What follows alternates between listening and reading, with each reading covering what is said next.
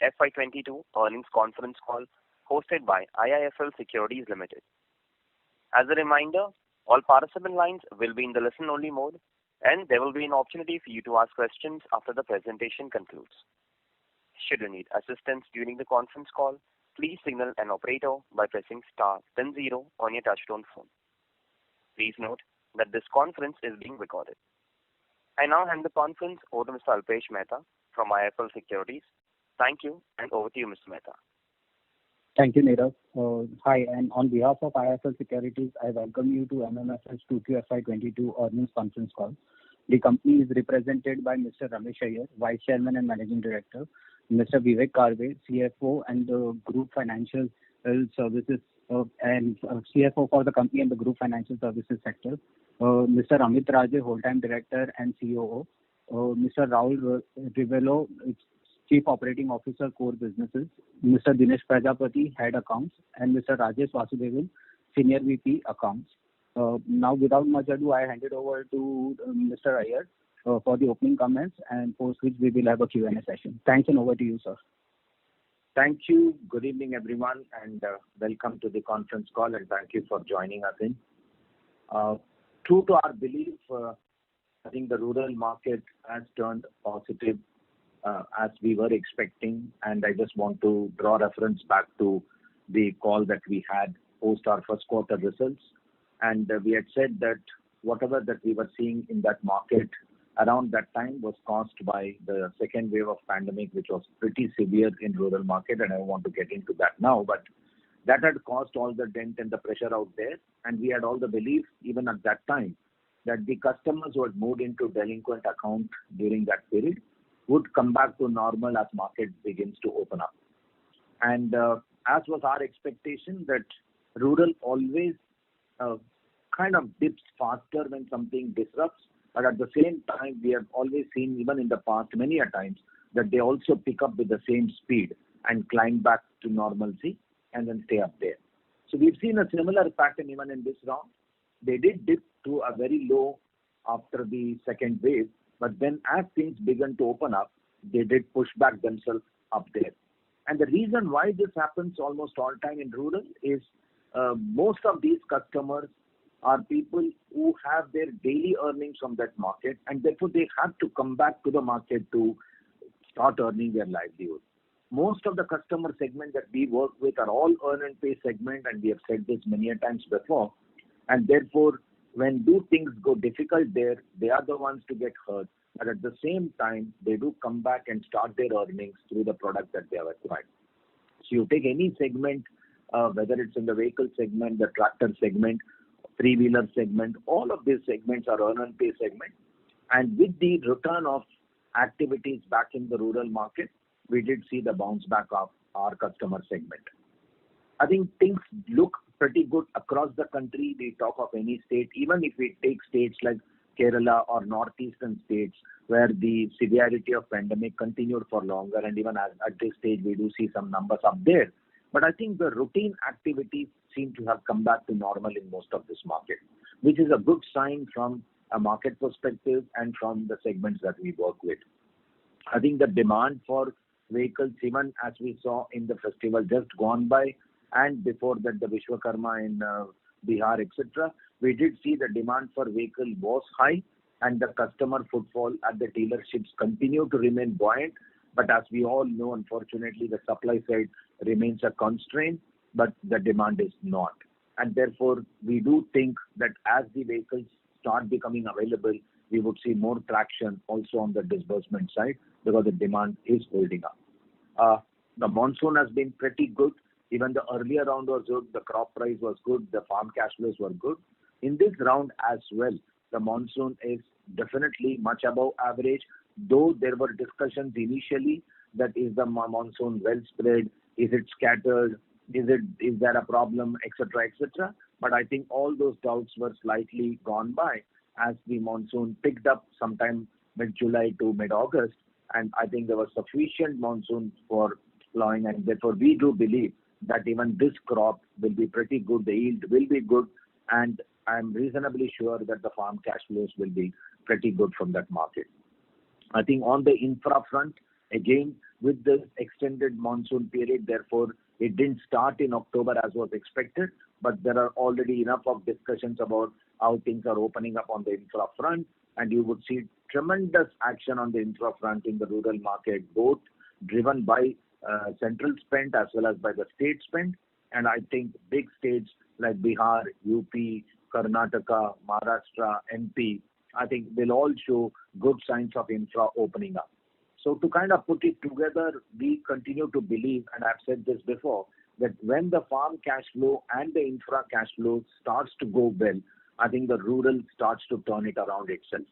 I think very clearly you will see both of this cash flow will drive the rural growth, and we are very, very bullish to believe that run up to next election, maybe next to 3 years plus, you can see the rural buoyancy coming back with vigor, and you will see that rural has been under pressure now for quite some time.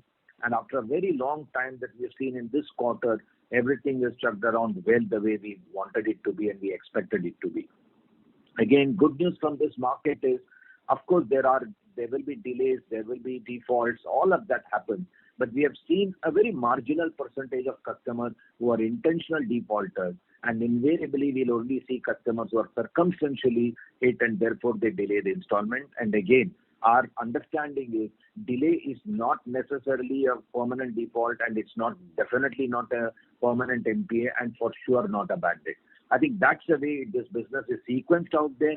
We will have to live with these customers. We'll have to partner with this customer in their difficult times. We will have to understand what they are going through, and if possible, provide a solution, or if not, at least partner them during this difficult period, and as they come out of it, they will definitely repay. And that has been demonstrated through the collections even in this quarter. I think the work is not yet over. We do realize that this is the first quarter after the results that you saw in the first quarter between April, June. And we have now started seeing efficiencies on collection substantially improving, and it's across the country and across the product. And that's a good news to really look at, rather than, it's not from certain pockets which is contributing this. We are seeing collection efficiency improve across the country and most of the products across the country.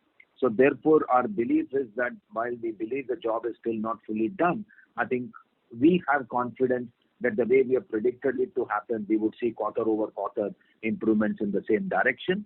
And we had made a promise in the first quarter that we would work towards reversing at least 80% of these provisions, and we now have the confidence to see it even more clearer that the path to achieving that is getting more and more clear and very, very focused and directional.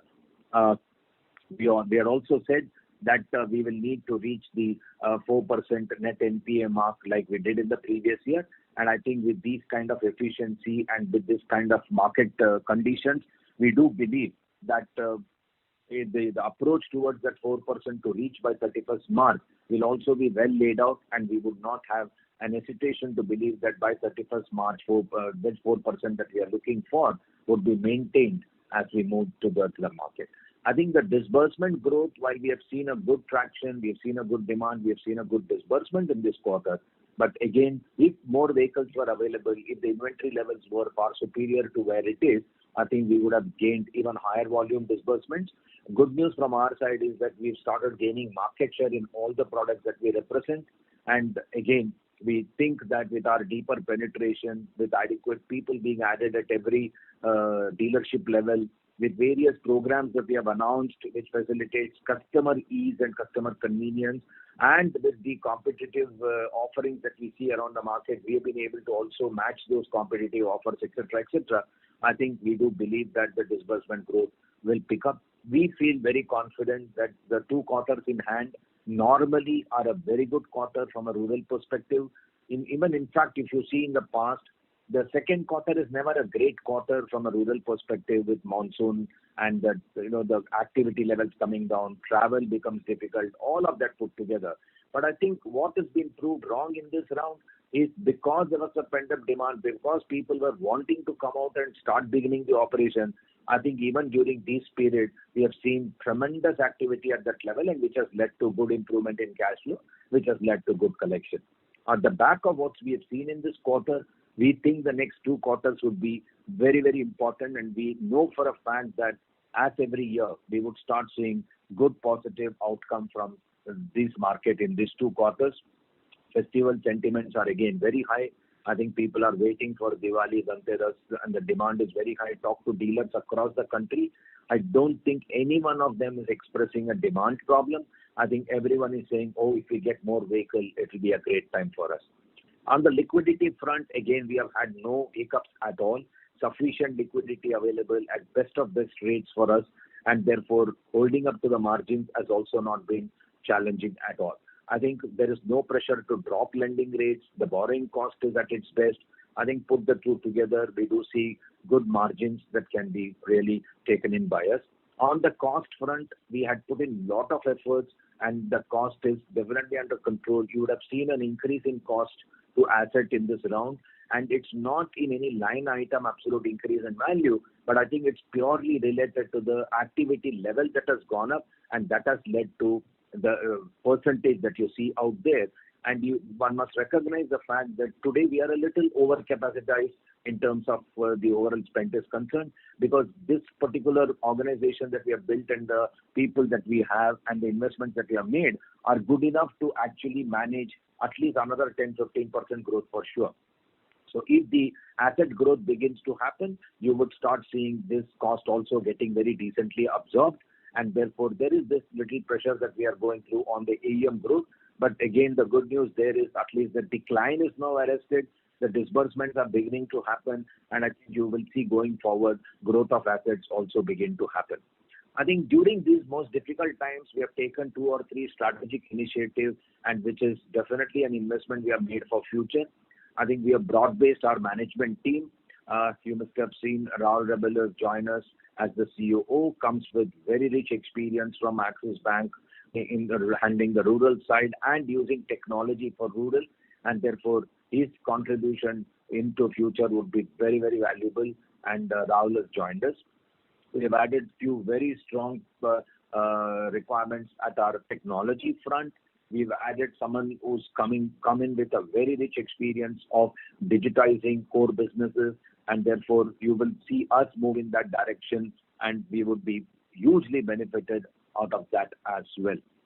Vivek, of course, is now a year old in the company as a sector CFO. We have a new HR head who would come in from our auto sector business. So by and large, at the larger team size, we have got a lot of people handling core activities. Mohit Kapoor, who is our CTO, comes with very rich experience from Bank of Singapore, etc. And therefore, his contribution to even helping us put in appropriate technology is going to be of immense help going forward. So various strategic steps of this nature have been taken. We have built a very large team on the data analytics side. We have millions of data that we have worked with in multiple customers over a period of time across the country for multiple products. I think they are all being put together and seen how best can all of this be put to use, and how we could really forecast demand, how we could guide recovery teams. All of that is beginning to happen, and you will see benefits of all of this flow into us as we go along. I think through various projects internally, we have set up 2 or 3 very key initiative projects. One, we call it as the collection war room project, where there is going to be a tremendous focus on every bucket of collection, how to avoid a forward flow in this situation where there's so much cash flow in the market, rather work on a backward flow from different buckets. I think you will see great achievement coming out of those projects.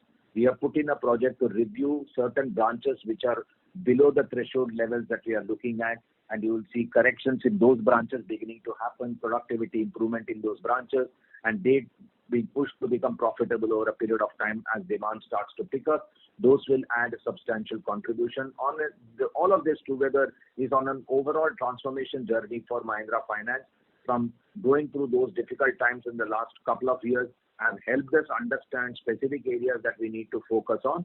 And with added management team and with sufficient investment in technology and data, I think we are all poised to get those benefits. On the digital FinCo business that we were talking of, it's taken off the ground. I think the disbursements are beginning to happen already. I think they are well set to take the journey of growth, and next 2 or 3 years, that would become a very, very important business of lending small ticket loans to a very large customer base across the country. And to start with, they will be working on a cross-sell opportunity before we can embark on a new customer journey. But it's a phenomenally important business going forward as we see the need for those kind of support. And when we use various proxy data that's available, it even more convinces us as to why and how quickly should we be doing that business, and you will see traction around those business. I think the leasing is another bet that we have on. We do believe that many organizations want to go asset light. We have already started pitching ourselves for the the CTC cars of various institutions. We started off, of course, with Mahindra as the first company for us to offer the CTC cars on lease, and we are taking that program to many more companies, and we have some good corporates who are already signing up with us for similar programs. But we do see on the electric vehicle side, leasing will be of very high importance, and jointly with the OEMs, we would launch programs out there, and leasing would become a very important business to look at in the next 2 to 3 years as we talk about it. SME is one business where we have always felt that while we want to be cautious about it, but it's a business which can have a clear 5 to 10,000 crores of disbursement happening. As I've said in the past, auto, agri, engineering are the three vertical base on which we want to work on the SME front. And again, with the large Mahindra ecosystem of suppliers, dealers, etc., and with various OEMs that we work with, whether it's with the Tatas, with Bajaj, with Maruti, with all of these OEMs, we are seeing a lot of demand for the SME kind of a product, both not just on the capex side, but also on the working capital side of the bill discounting, etc., where the OEMs are the acceptance of the bill and therefore the payment comes from the OEM. That will again add up to our bottom line. It does not suck too much of capital. They are very short-term in nature, but do add up to the profit line. So I think overall, if I have to summarize, I think we do see demand coming back. There's a huge demand out there, inventory levels improving. I think we should get the benefit in every product line. We have gained market share, whether it's in Mahindra Auto, Maruti, tractors and all of that, and we have started gaining market share, and not just 0.5%, 1% kind of a number. We are talking of 2 to 3% market share gain. I think that's going to help us come back to the asset growth. Recoveries have been very good between July, August, September. Every month has seen improvement over each other month, and the trend continues to be the same. And we believe run up to March, we would see a similar trend of collection leading to decreasing NPA trends, and therefore the asset quality correction would begin to happen well, and asset growth will begin to happen. So putting all of this together, I think we are very bullish about how things look for us from here. We've built a very large team. As I said, the existing core team is being trained to handle better things at the ground level. We have created a state-level CEO concept where senior executives have been given 1 month stake to manage, and the outcome that you see is an outcome of a very focused approach that we have taken at every state level. I just talked of how we are reviewing branches for correction. So therefore, I am very, very bullish putting all this together. Both growth, asset quality, and improvement to profit, returning of margins will be very, very clearly visible for us going from here. So I think I would stop here and then invite questions through which we can cover many, many more things. This is a broad summary of where we are. I have not touched on any number. You must have seen our results. And if you have any questions on that, you could raise it in your question session, and then we will try and address all of that. But I think overall, I feel that the way the quarter has gone for us and the way we think the future quarters are in store for us, it's going exactly in line with our thinking that we set out in the first quarter after the results. So thank you, gentlemen, once again for joining this call, and we'll await your questions and take them as they reach us. Thank you, and over to you. Thank you very much. We will now begin the question and answer session. Anyone who wishes to ask a question may press star and 1 on their touchtone telephone. If you wish to remove yourself from the question queue, you may press star and 2. Participants are requested to use handsets while asking a question. Ladies and gentlemen, we will wait for a moment while the question queue assembles. Participants, you may press star and 1 to ask a question.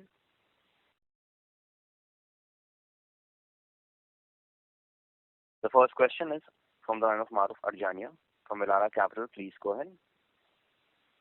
Yes, congratulations. My question is really on the provisioning write back. So in the first quarter itself, you've seen a 10 billion write back on stage 3. So how does it pan out from here on? do the write-backs get lower? Is this the peak? Because there are concerted recovery efforts in the second quarter. So, in terms of write-backs, how does it look over the next 2 to 3 quarters? Does it build up on 10 billion, or is this the max? No, so clearly, no, so every quarter you would see efforts on and recovery from the existing NPAs will happen, but will it be at the same level that we saw in the first quarter? I think my understanding is it will not be, because there will not be so much available to be reversed as much as we reversed in this quarter. But clear trend will be that you will see reversal of provisions made from the previous quarters will continue to happen. But as you know, this business, there will always be some new accounts which will also come into NPA. Therefore, one has to always look at the net as to what is the levels are. But trend-wise, if you're asking a question, the trend will definitely be a declining trend by recovery from existing NPA accounts.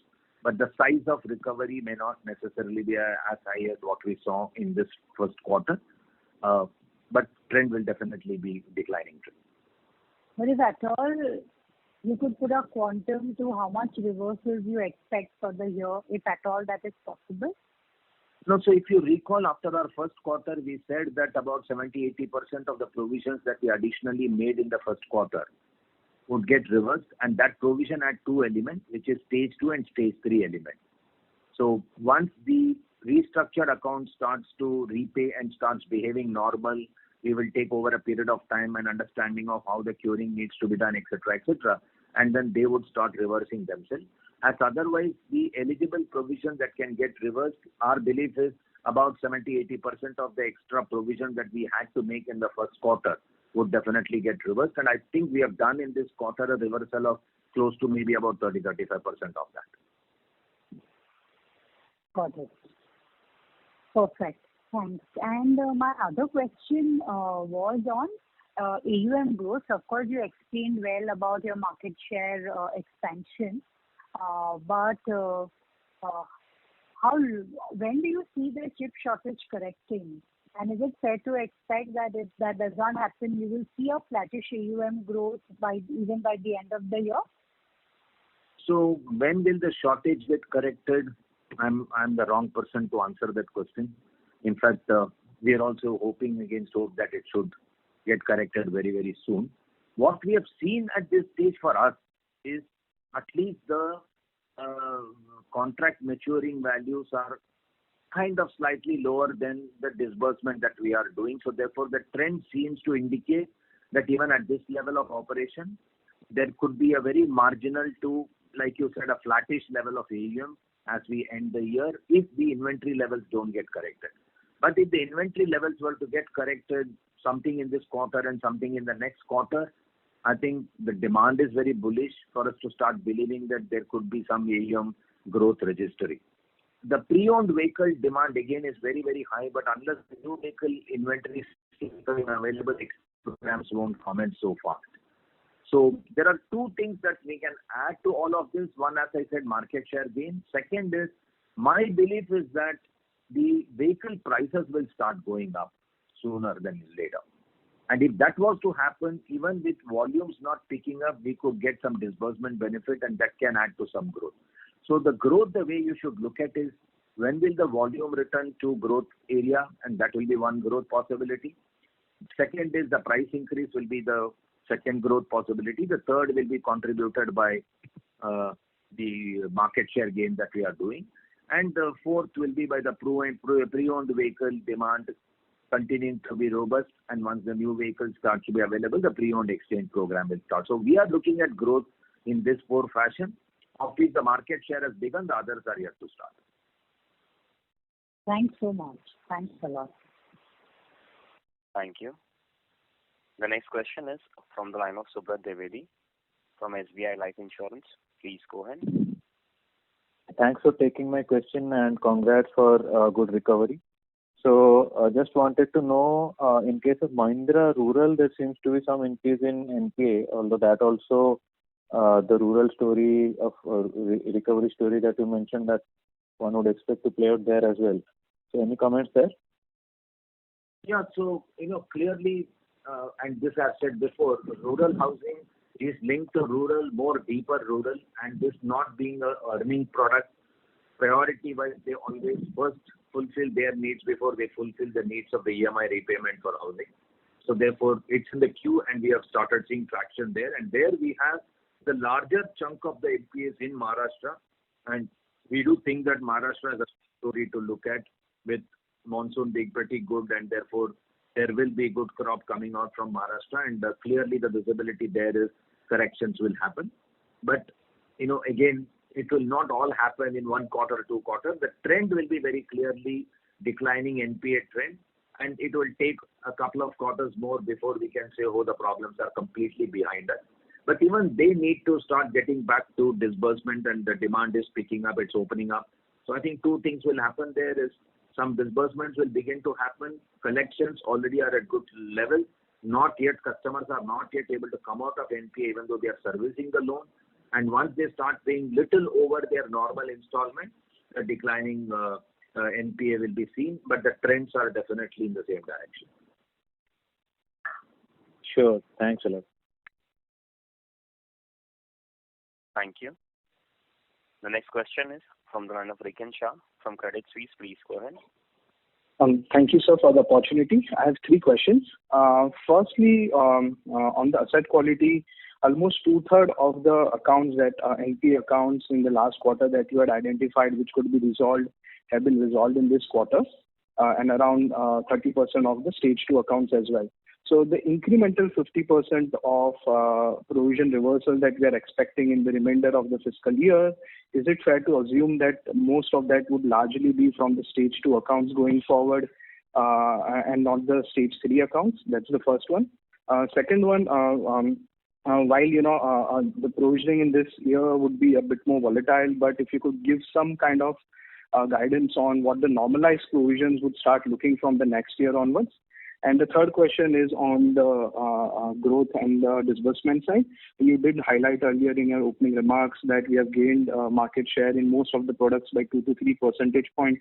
If you could just give us some flavor in terms of what changed in this quarter, whether it was withdrawn by some of the peers or are you picking up the disbursements in this quarter, that will be helpful. Thank you. So let me take the third question first. Actually, if any, we are only seeing all players trying to fight for the reduced volume that's available there. So there is no withdrawal of any player or anything. I think, if you go back to our comments in the past, because we were going through this difficult time in the rural, our view was to go a little slow on disbursement and ensure that we have a better control over collections and quality. And that probably must have given room to some of the other players to enter and gain some market share. We have had a 25 years of history in this market with relationship with dealers and OEMs. And therefore, when we have come back to provide the service to them, we are able to get our space back. And therefore, we have started gaining from what we had lost a little in tractor or anywhere else. And that's a gain that you're beginning to see, and this will go in the same direction. So far as the provision reversal question is concerned, you're right to some extent. Of course, stage 2 reversal benefits will come. But, our expectation is that if you recall, we had started June end, we had a total stage 3 NPA accounts by contract number about 2.93 lakh accounts.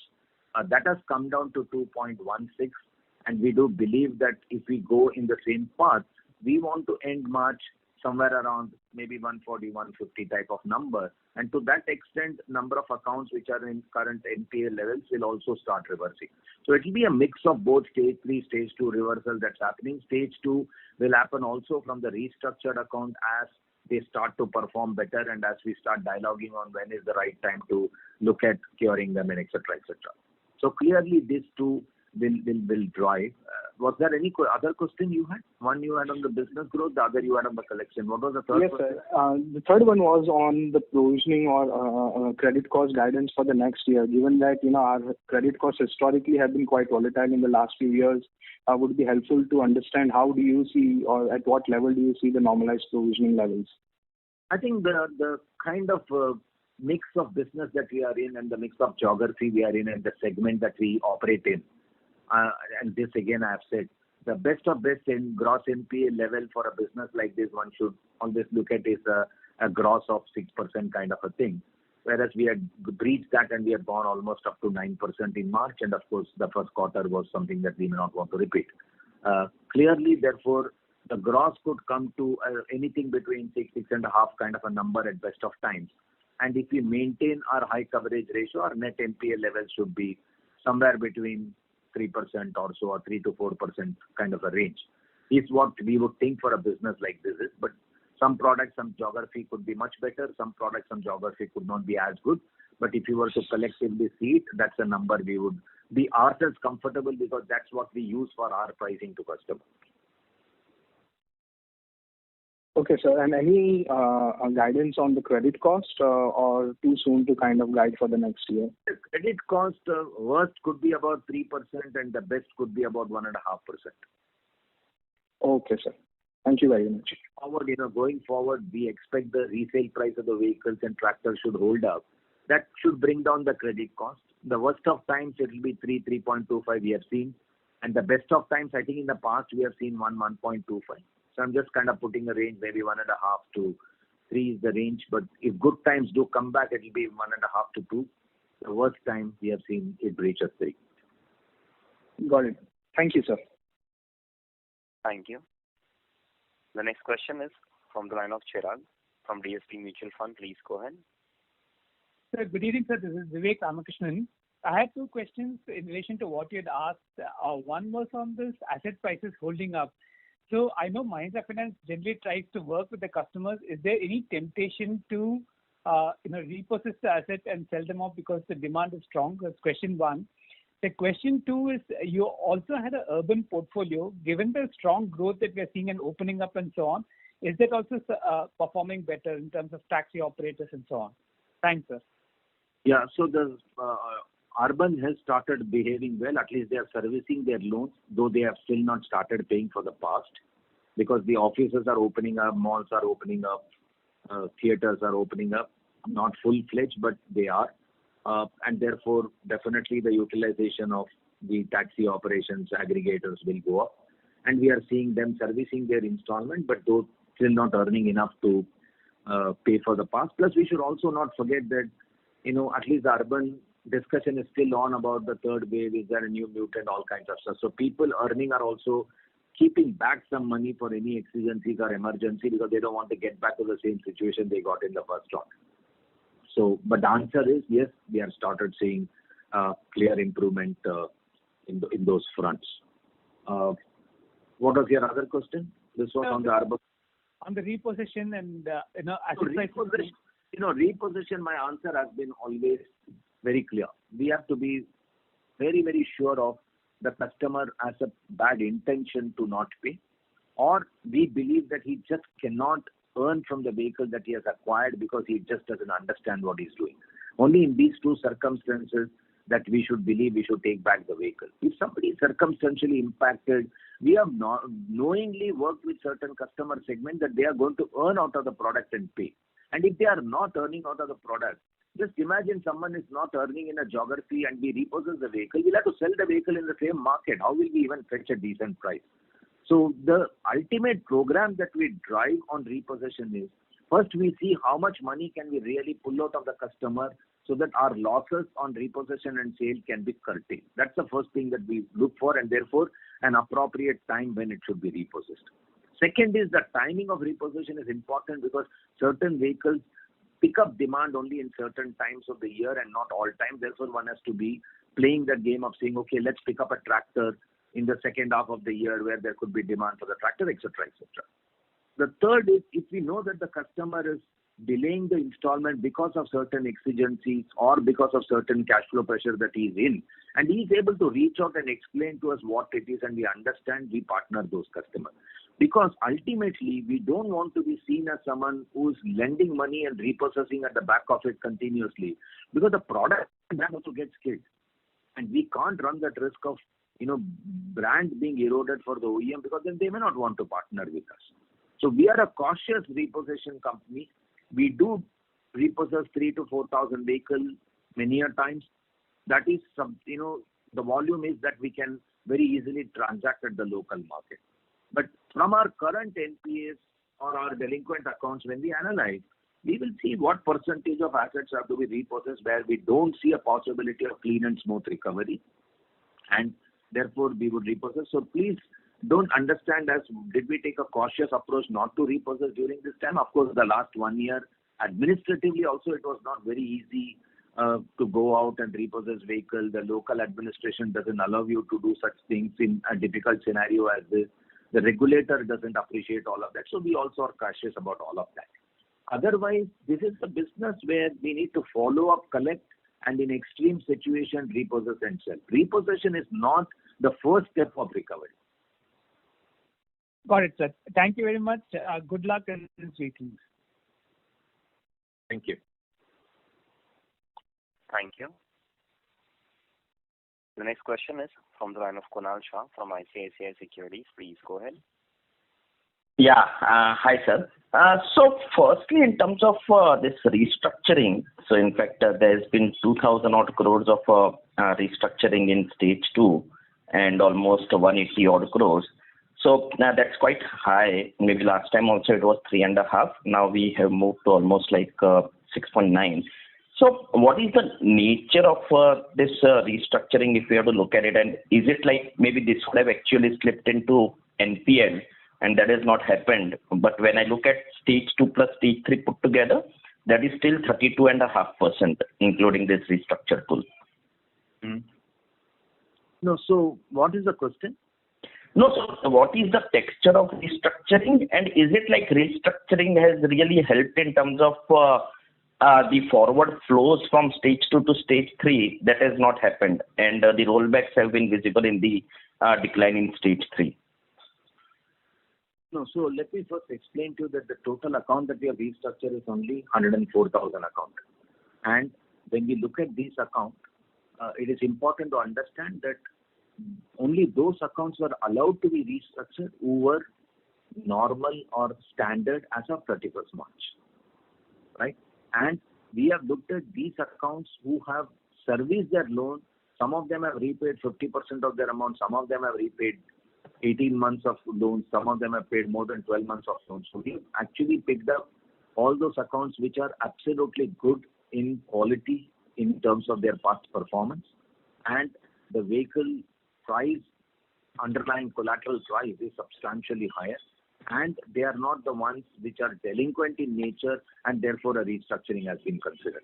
And we have also looked at the segments which were suffering, like we keep on saying about the school bus segment, the tourist operating segment, and therefore they were temporary in nature to have come into a stage 1, stage 2 kind of a situation who were picked up for restructuring.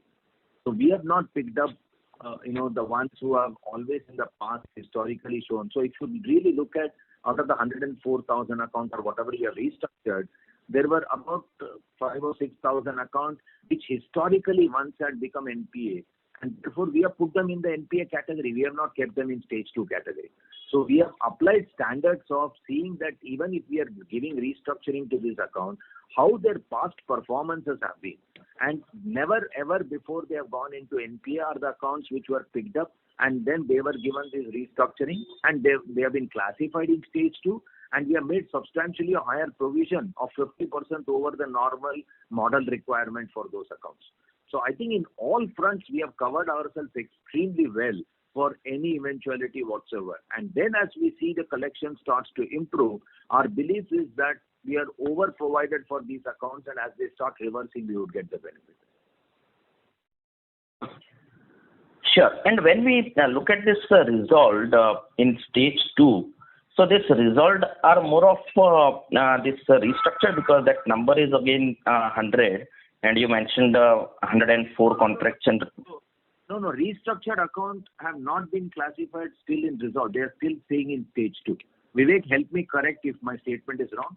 But even if stage 2 customers have paid restructured account, we have left them still in stage 2. We have not moved their stage. Yes, you are right. Probably, I think your question was more on the resolution that we have shown under stage 3. So it is possible that some of the contracts which are resolved in stage 3 are the restructured ones, and as a result of which they are now classified as stage 2. They are about 20,000. In fact, they are about 20,000 contracts, which is actually given as a footnote in our investor presentation. Yeah, it's there. Yeah, 20K contracts. Yeah. So, and secondly, when we look at it in terms of the behavior of these customers, so is it like maybe now they are able to pay more than one installments? Are we seeing them graduating towards that they would be able to maybe clear the entire overdue? When do we see that happening? And the reason why I'm asking is last time you highlighted that you expect stage 2 plus stage 3 to settle somewhere around 20-22%. Currently it is 32.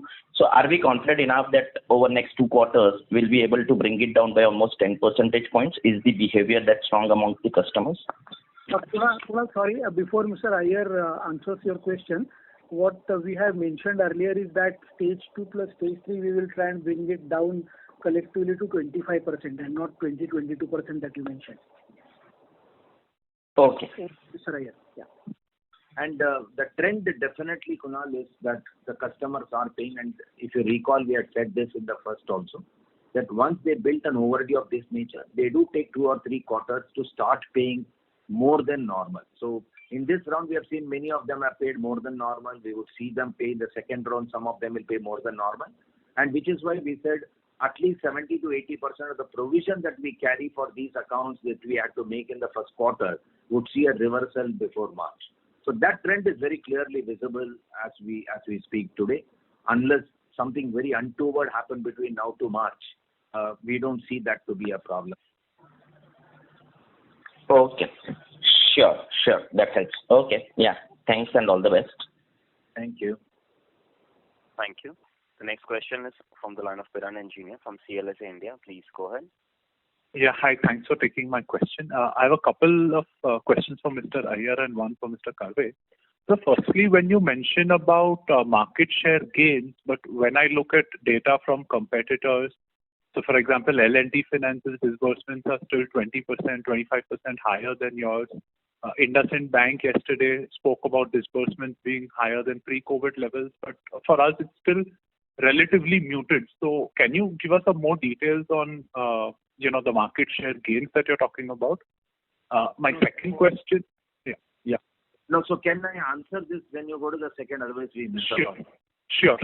So first is I don't know which products are you comparing with the other finance company, because I'm not sure other finance company that you named is in auto and car business, etc., and therefore they may not be a comparison. And and also I don't know which product they are in, and we may not be in product to register that kind of a disbursement growth. If people are in two-wheelers and personal loan segment, we are not in those segments. So I think it's important to not just look at absolute value and compare the disbursement growth. It's important to compare underlying product and see whether there is a growth or otherwise. So therefore, they are not actual comparable. And when you said that their disbursements are still higher than ours, of course, yes, maybe, but in the same product line we are, and if you were to compare us with others who are in the same product line, you would see more or less the numbers would match with everyone else. But other than that, I don't have an answer on a comparative basis of why is somebody higher than lower than us. But for us, the product lines that we are in, which is the Mahindra Auto products, tractors, the Maruti car, these three represents a very larger volume of ours.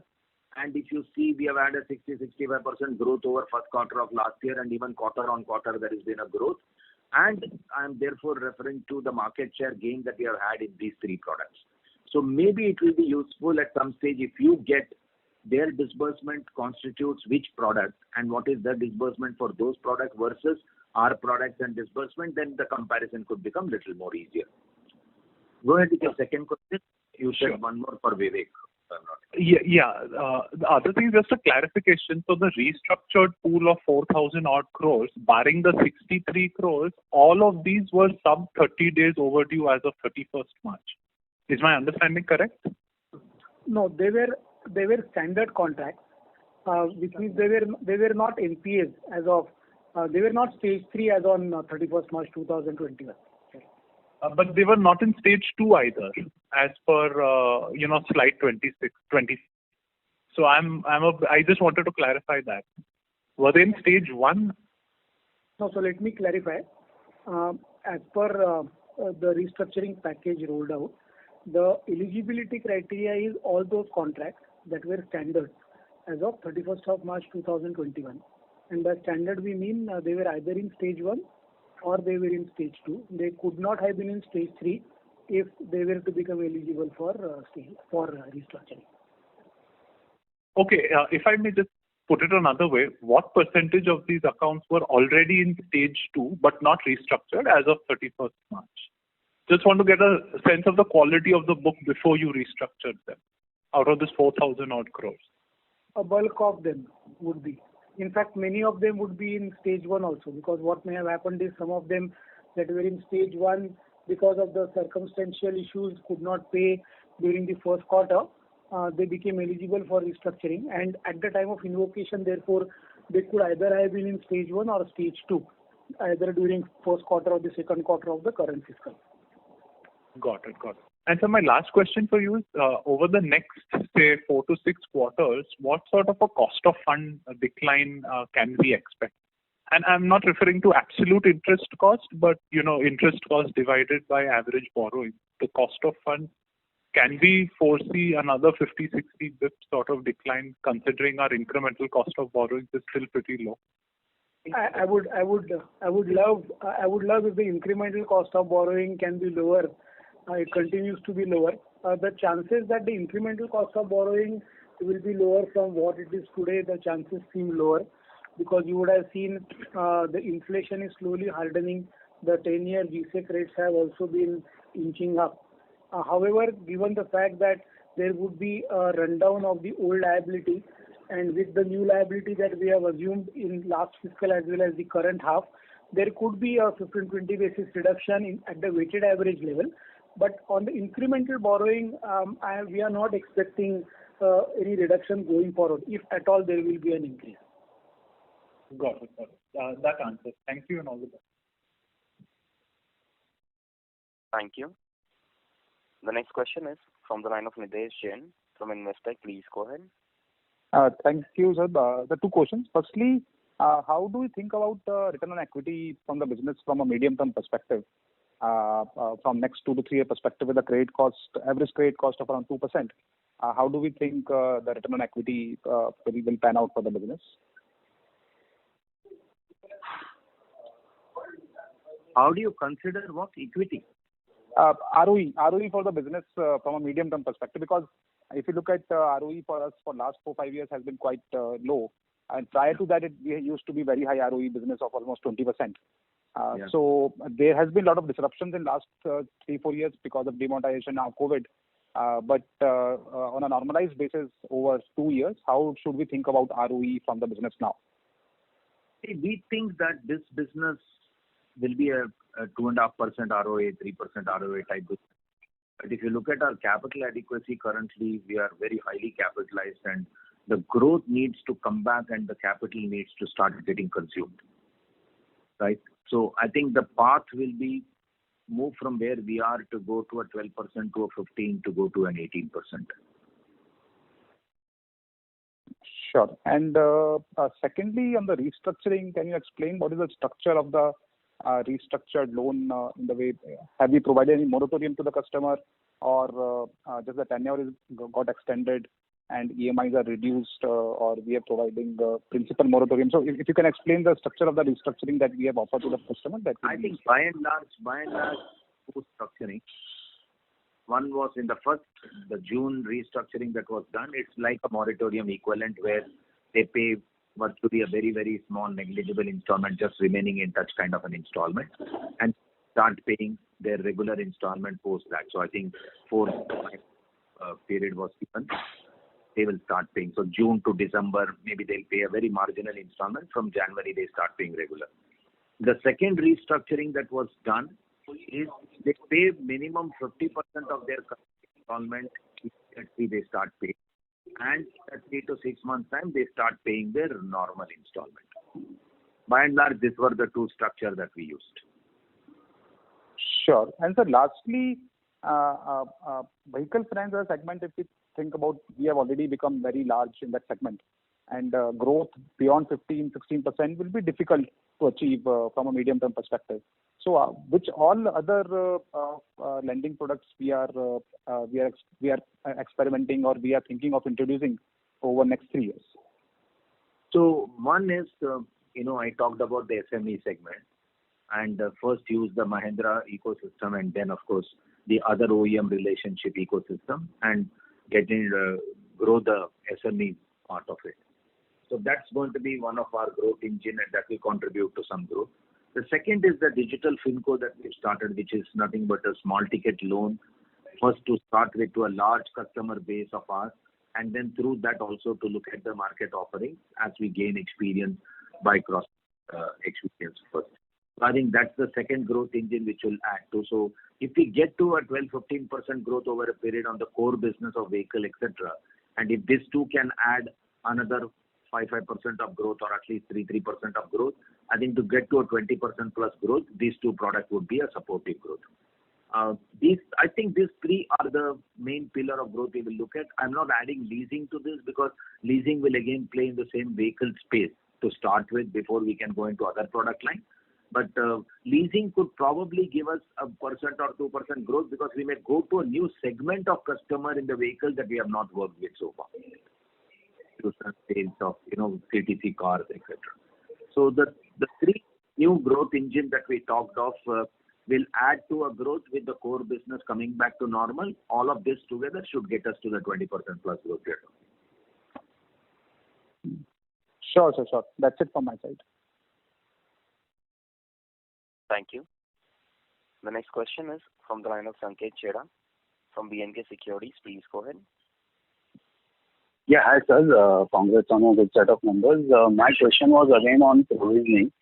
So we reversed about 1,000 crore in this quarter, but through P&L we have taken about 350-400 crore, and consequently, though the base of stage 1 and stage 2 has increased because of the upgrades on stage 3, the overall provision on that is also increased from 3 to 3.3%.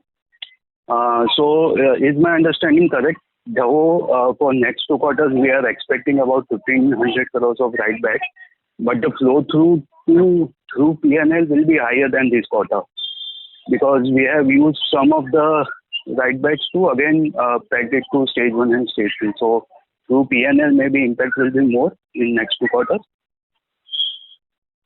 I mean more write backs will be there in P&L. So maybe Rajesh or Vivek, somebody can take this question in technical terms. But the way we look at it is, we have maintained a very high coverage ratio already at 50-52%. And then I think our LGD has slightly moved up, and that would have caused some pressure. And all of that may not be required to be reset going forward.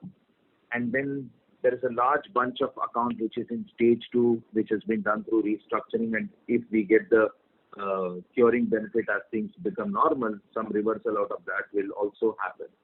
But purely to your question of will the overall reversal be higher and the P&L benefit will be higher than what we saw in this quarter, maybe Vivek or somebody wants to explain a little more technically what exactly that means. Sure. So when you look at the reversal, the entire reversal may not actually flow to P&L because some of them could be in the nature of resolution through either write-offs or through the reposition and subsequent sale. So while there could be a reversal at the provision level, there may not be a reversal at the credit cost level. So and it is very difficult to estimate that today because it all depends on the intensity of reposition and subsequent sales. However, if you specifically talk about stage 3 reversal, which as you rightly pointed out is to the tune of about 1,000 crore in the current quarter, whether that number will repeat itself in Q3 and Q4, we don't think so. And the last point is on the stage 2 contracts. As the stage 2 contracts behave properly during Q3 and Q4, it gives us an opportunity to cure them. And when I say cure them, it could either be in terms of reducing the extra provision that we are carrying, or in fact putting them back to the stage to which they belong at the time of the reporting, so at the quarter end, that is Q3 end and Q4 end. So that call we cannot take today because it is purely a function of how they behave for the next 6 months. But we see a potential for reduction in the overall provision that we carry on the restructured contracts. As you know, in the first half, we have created a total provision of 310 crore additional provision on account of these restructured contracts. So if they behave properly, we have an opportunity to write these provisions back to the P&L. I hope I have answered your question. Right. So I was coming to the calculation that you mentioned in initial slides that out of 2,500 crores of provisions which you made in Q1, 30% you have reversed, and you are sure that 80% would be reversed by the end of the year. So that means another 1,500 crores should 1,500 crore worth of reversals should happen over the next 2 quarters. Maybe what amount will flow to P&L? That we can't quantify, but that is the or ballpark number that will be there, right? 1,500 crores kind of. It is for arithmetical, because if 30% of 2,500 comes to 763, the balance 50% is what it is, 1,200 crores, so not 1,500 crores.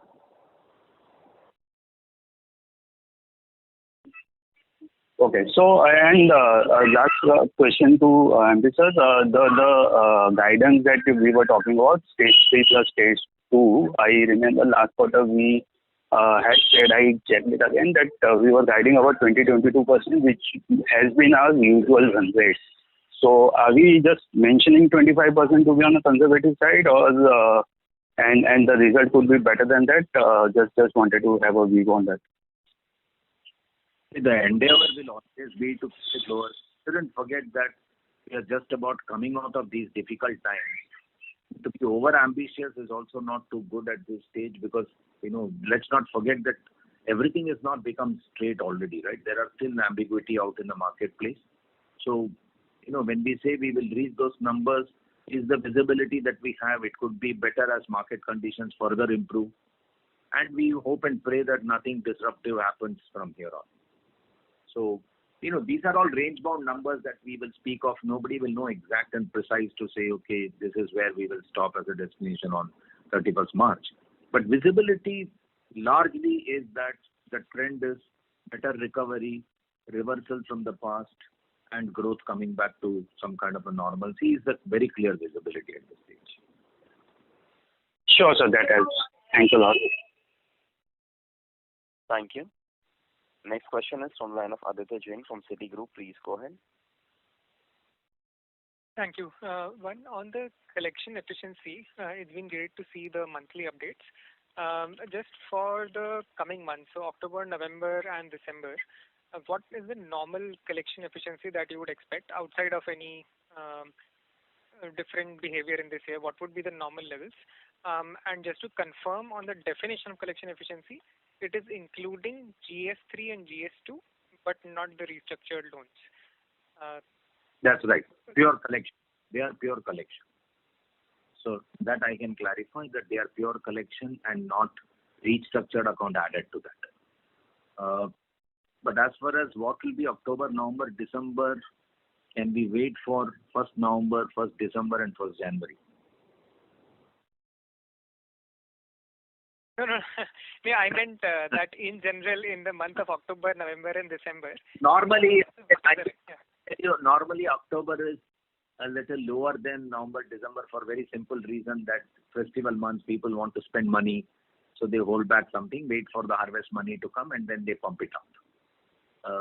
I think things being not as normal as always, in this October, we are seeing things look to be better than the previous Octobers.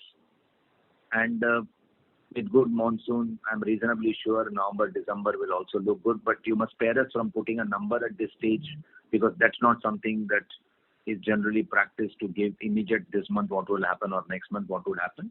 Pick up a trend generally as we see, as I told you, that we are seeing good collections, we are seeing positivity out there. That should give you some understanding. And I just said one more qualitative comment, which is this October seems to be doing better than the previous Octobers. because of some pent-up collections that we need to do. Correct. And then lastly, on the restructured contracts, which are in stage 2, so their upgrade decision can be taken when? So as a policy, I mean, you would look for 1 year of normal performance before upgrading, or is there a different approach? See, since we did it in June, by January we would have done 6 months of those contracts. And likewise, July would have done 6 in February and August would have done 6 in March. So if we see a consistent performance and if we see market conditions holding up, we will start to think about what is the right way to do. Again, those are not firmed up policies yet.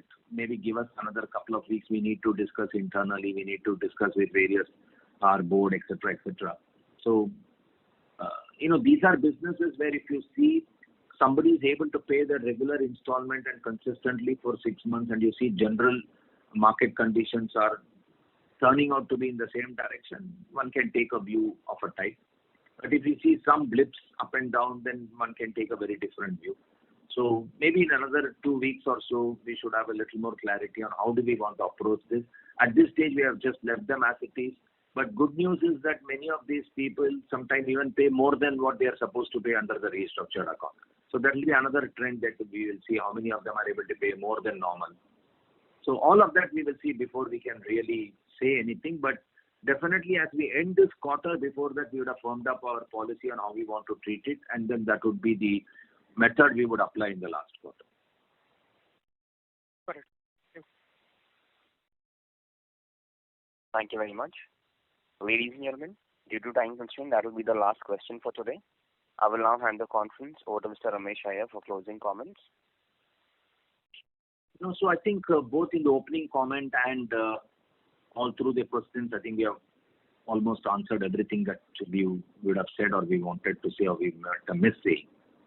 So first, I wanted to thank all of you for able to join this call so late in the evening. So thank you very, very much. And I just want to leave you with this thought that rural is a good story to watch the way we have always believed for the last 25 years, and we do see a return of a lot of positivity in the rural market, and I continue to believe surely for the next 3 years there will be a lot of focus on rural from everyone, from whether the governments, and the growth of rural is something good to we believe in. Sentiments have turned positive. We have taken all the right steps through the difficult time and are really embarking on the growth journey as we look at. So thank you once again for joining this course, and we remain very positive for the next couple of years. Thank you. I will also take this opportunity to wish all of you a very happy Diwali. Thank you. Wishing you all a festival ahead. Thank you. Thanks a lot. Thank you very much. On behalf of IIFL Securities Limited, that concludes this conference. Thank you for joining us. You may now disconnect your lines. Thank you.